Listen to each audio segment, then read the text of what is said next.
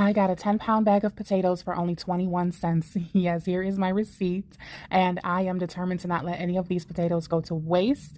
So I'm going to show you some recipes. So if you want to subscribe, make sure you like the video because I have more recipes coming up.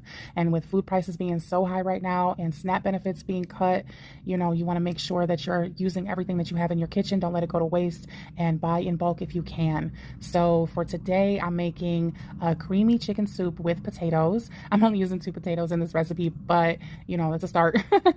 So I melted down 4 tablespoons of butter, and then I cooked my onions, carrots, and celery in the butter for about 5 minutes.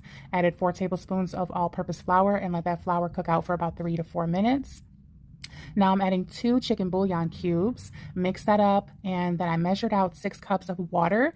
I'm adding 2 cups at a time. Let that, mix it up, make sure that there's no lumps from the flour, let it come to a simmer, then add the next 2 cups, let it come to a simmer again, and add the final 2 cups. This is just how you prevent lumps and make sure you have a nice, smooth, creamy broth.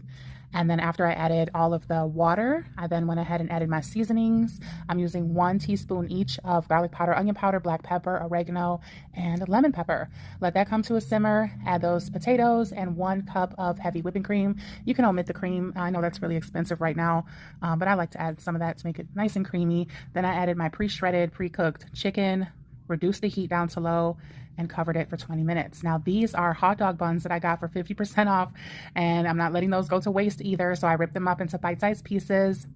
I added garlic powder and melted butter, mixed it all up really well, and then I put those on a cookie sheet in a 400-degree oven until they got nice and crispy. They're basically homemade croutons, and those are going to go on top of the soup.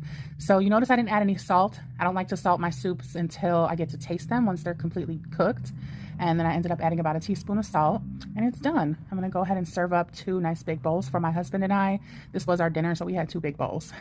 And then my croutons were done, so I took those out of the oven. They're nice and toasty and flavorful. Those were really good. Put them right on top of the soup, and dinner is served. You got to learn how to cook from scratch. If you don't know how to cook from scratch, you got to start learning, because that's how you're going to conserve food. So stay tuned. I have 5,000 more potatoes to use.